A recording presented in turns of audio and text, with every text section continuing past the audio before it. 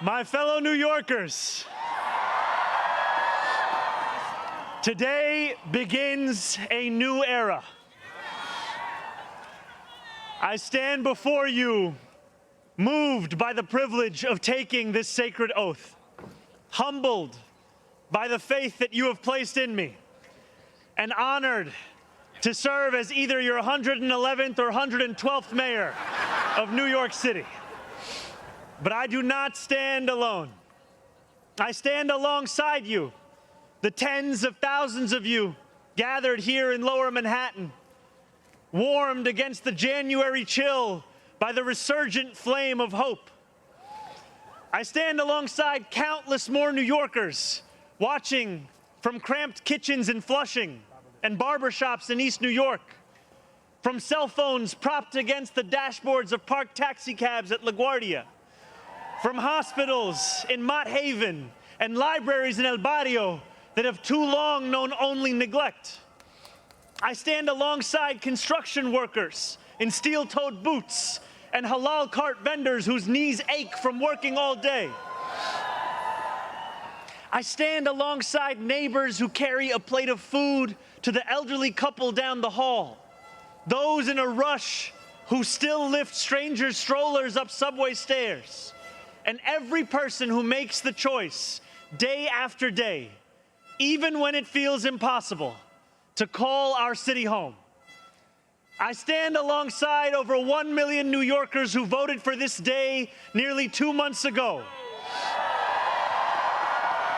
And I stand just as resolutely alongside those who did not. I know there are some who view this administration with distrust or disdain, or who see politics as permanently broken.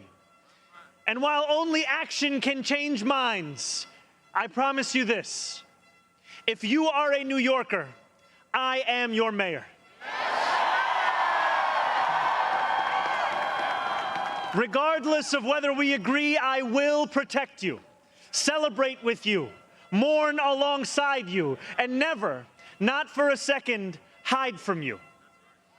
I thank the labor and movement leaders here today, the activists and the elected officials who will return to fighting for New Yorkers the second this ceremony concludes, and the performers who have gifted us with their talent. Thank you to Governor Hochul. Thank you as well to Mayor Adams. Dorothy's son, a son of Brownsville who rose from washing dishes to the highest position in our city, for being here as well. He and I have had our share of disagreements, but I will always be touched that he chose me as the mayoral candidate that he would most want to be trapped with on an elevator. Thank you to the two titans who, as an assembly member, I've had the privilege of being represented by in Congress, Nidia Velázquez and our incredible opening speaker, Alexandria Ocasio-Cortez. You have paved the way for this moment. Thank you to the man whose leadership I seek most to emulate, who I am so grateful to be sworn in by today, Senator Bernie Sanders. Thank you to my teams, from the assembly to the campaign to the transition, and now the team I am so excited to lead from City Hall. Thank you to my parents, Mama and Baba, for raising me, for teaching me how to be in this world, and for having brought me to this city. Thank you to my family, from Kampala to Delhi. And thank you to my wife, Rama.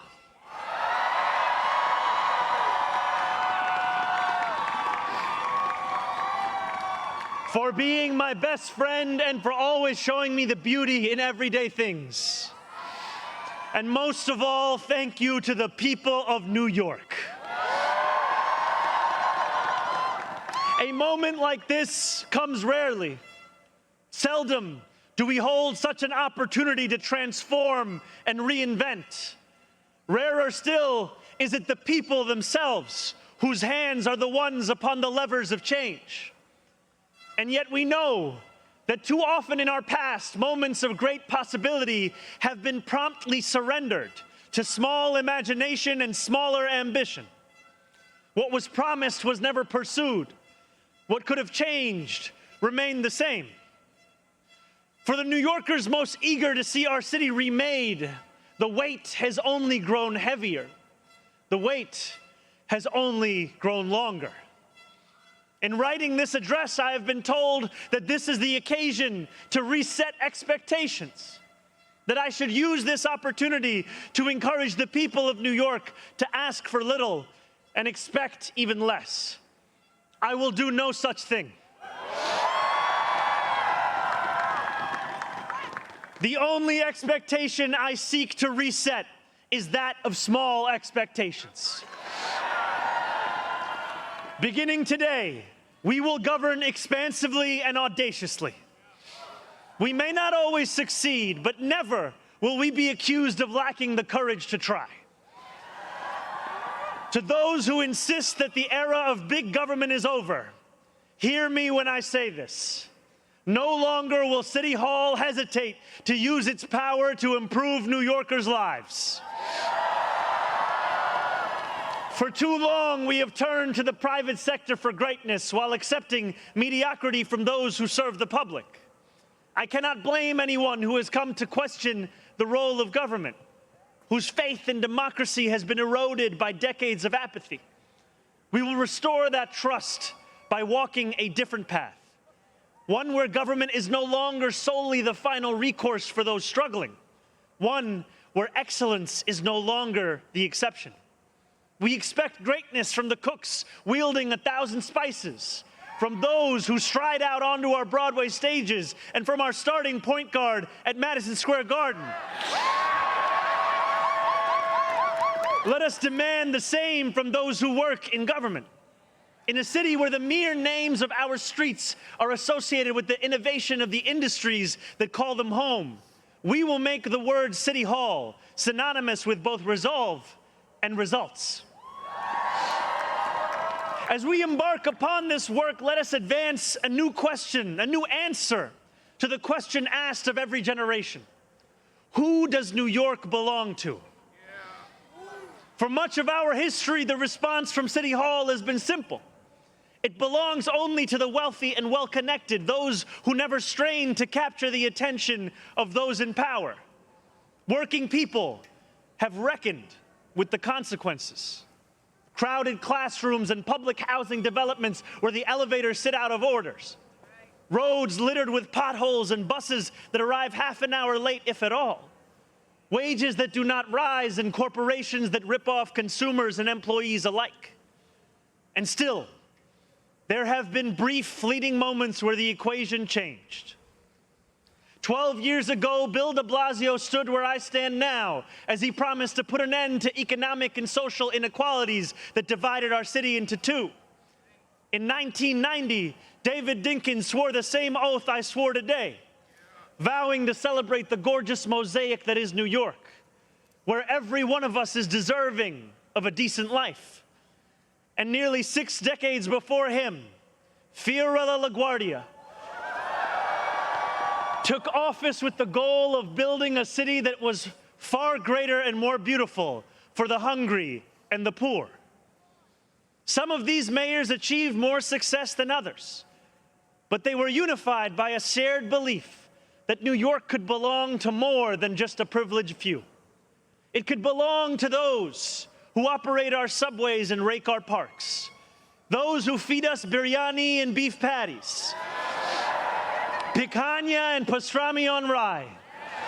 And they know that this belief could be made true if only government dared to work hardest for those who work hardest. Over the years to come, my administration will resurrect that legacy. City Hall will deliver an agenda of safety, affordability, and abundance, where government looks and lives like the people it represents, never flinches in the fight against corporate greed, and refuses to cower before challenges that others have deemed too complicated. In so doing, we will provide our own answer to that age-old question. Who does New York belong to? Well, my friends, we can look to Madiba and the South African Freedom Charter. New York belongs to all who live in it. Together, we will tell a new story of our city. This will not be a tale of one city governed only by the 1%, nor will it be a tale of two cities, the rich versus the poor. It will be a tale of 8.5 million cities, each of them a New Yorker with hopes and fears, each a universe, each of them woven together. The authors of this story will speak Pashto and Mandarin, Yiddish and Creole.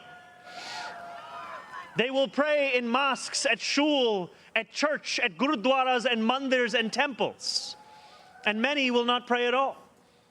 They will be Russian Jewish immigrants in Brighton Beach, Italians in Rossville, and Irish families in Woodhaven, many of whom came here with nothing but a dream of a better life, a dream which has withered away.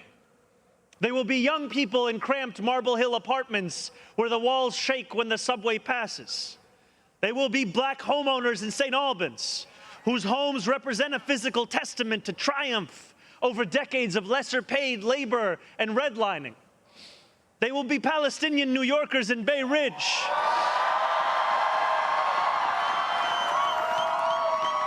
who will no longer have to contend with a politics that speaks of universalism and then makes them the exception. Few of these 8.5 million will fit into neat and easy boxes. Some will be voters from Hillside Avenue or Fordham Road who supported President Trump a year before they voted for me, tired of being failed by their party's establishment. The majority will not use the language that we often expect from those who wield influence. I welcome the change. For too long, those fluent in the good grammar of civility have deployed decorum to mask agendas of cruelty. Many of these people have been betrayed by the established order. But in our administration, their needs will be met. Their hopes and dreams and interests will be reflected transparently in government. They will shape our future. And if for too long these communities have existed as distinct from one another, we will draw this city closer together. We will replace the frigidity of rugged individualism with the warmth of collectivism. If our campaign demonstrated that the people of New York yearn for solidarity, then let this government foster it. Because no matter what you eat, how you pray, or where you come from, the words that most define us are the two we all share: New Yorkers.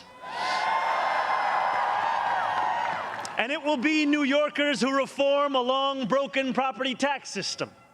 New Yorkers who will create a new Department of Community Safety that will tackle the mental health crisis and let the police focus on the job they signed up to do.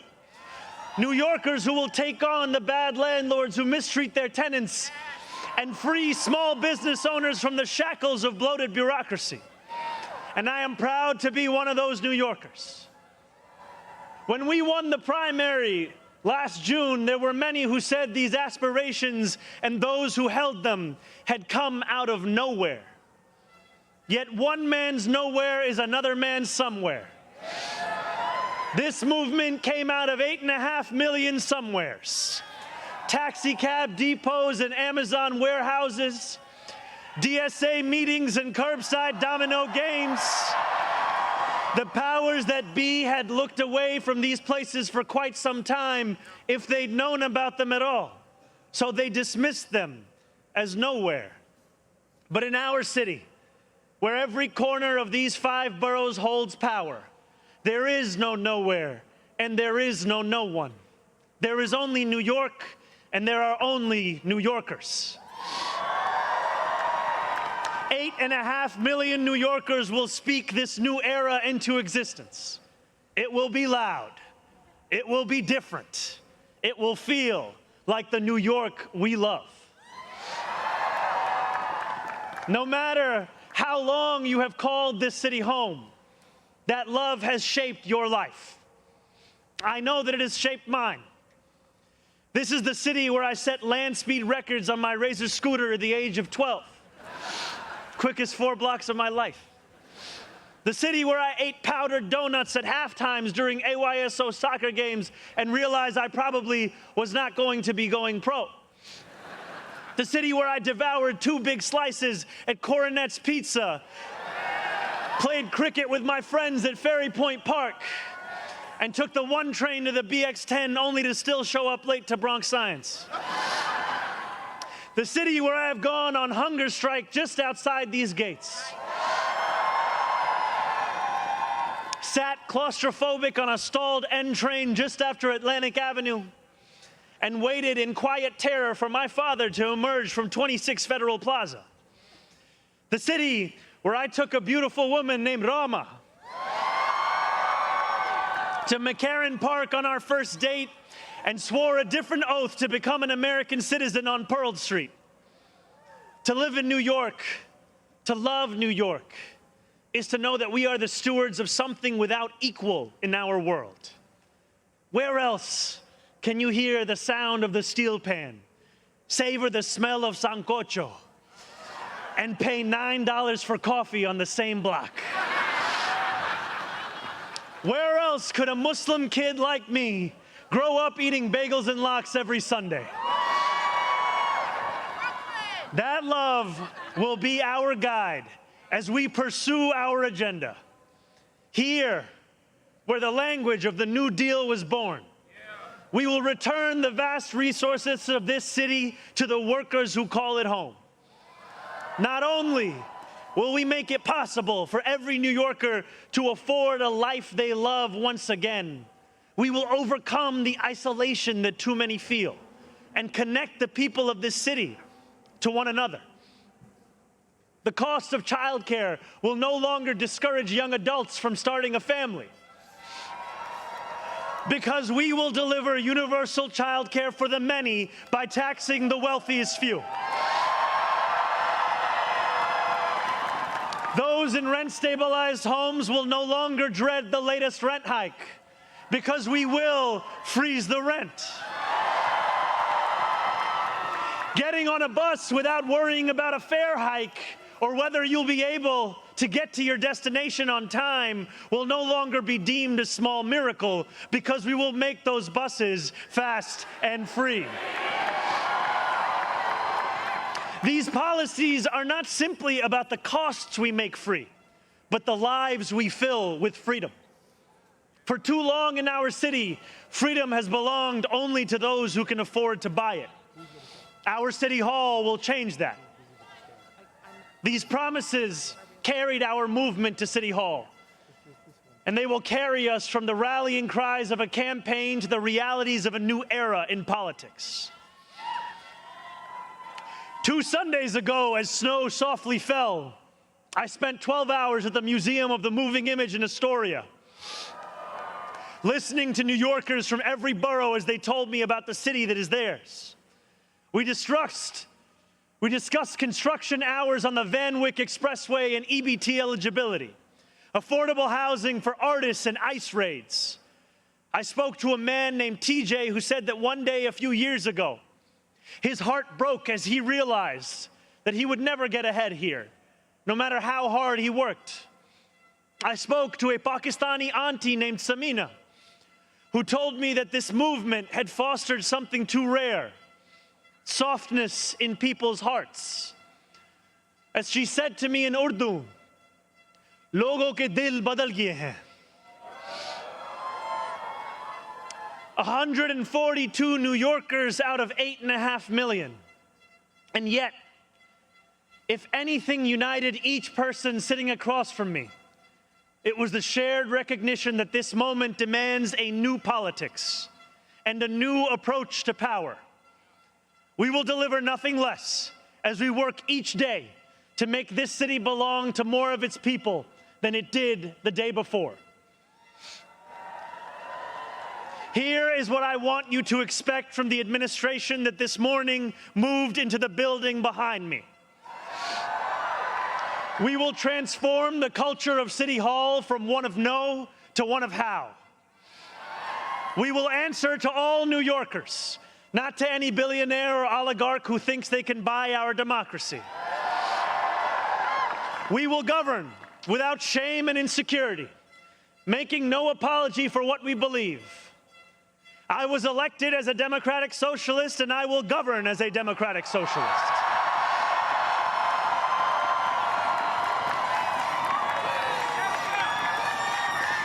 I will not abandon my principles for fear of being deemed radical.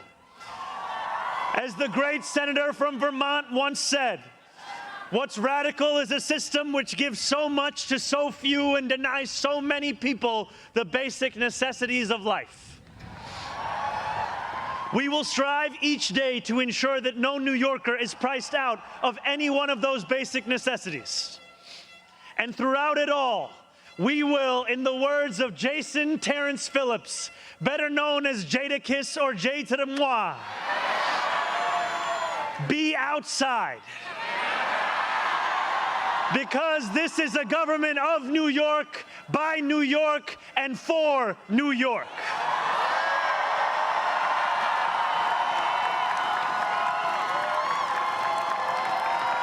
Before I end, I want to ask all of you, if you are able, whether you are here today or anywhere watching, to stand with me. I ask you to stand with us now and every day that follows. City Hall will not be able to deliver on our own. And while we will encourage New Yorkers to demand more from those with the great privilege of serving them, we will encourage you to demand more of yourselves as well. The movement we began over a year ago did not end with our election. It will not end this afternoon. It lives on with every battle we will fight together, every blizzard and flood we withstand together, every moment of fiscal challenge we overcome with ambition, not austerity, together, every way we pursue change in working people's interests rather than at their expense, together. No longer will we treat victory as an invitation to turn off the news. From today onwards, we will understand victory very simply. Something with the power to transform lives, and something that demands effort from each of us every single day. What we achieve together will reach across the 5 boroughs, and it will resonate far beyond. There are many who will be watching. They want to know if the left can govern. They want to know if the struggles that afflict them can be solved. They want to know if it is right to hope again. So standing together with the wind of purpose at our backs, we will do something that New Yorkers do better than anyone else. We will set an example for the world. If what Sinatra said is true, let us prove that anyone can make it in New York and anywhere else too. Let us prove that when a city belongs to the people, there is no need too small to be met, no person too sick to be made healthy, no one too alone to feel like New York is their home. The work continues. The work endures. The work, my friends, has only just begun. Thank you.